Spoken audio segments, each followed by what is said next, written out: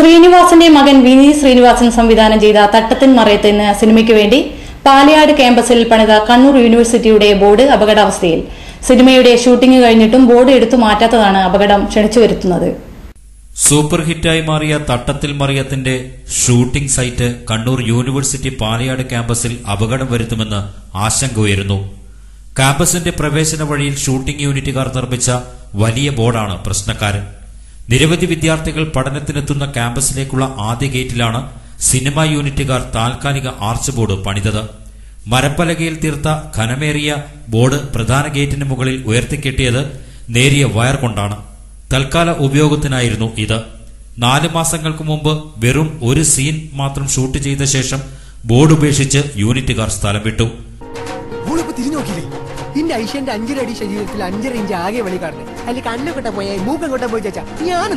പിന്നീടാരും ഈ വഴി തിരിഞ്ഞു നോക്കിയതുമില്ല. അഴിച്ചുമാറ്റാൻ യൂണിവേഴ്സിറ്റിക്കാരും തയ്യാറാവുന്നില്ല. കാലവർഷക്കാലത്തെ ശക്തമായ കാറ്റും മഴയും അതിജീവിക്കാൻ സിനിമാക്കാരുടെ താൽക്കാലിക ഗേറ്റിന് പറ്റുമോ എന്നതാണ് ഇപ്പോഴത്തെ ആശങ്ക. അപകടം വരുത്തും മുമ്പേ അഴിച്ചുമാറ്റാൻ ഇനി ആര് തയ്യാറാവുമെന്ന് കണ്ടറിയണം.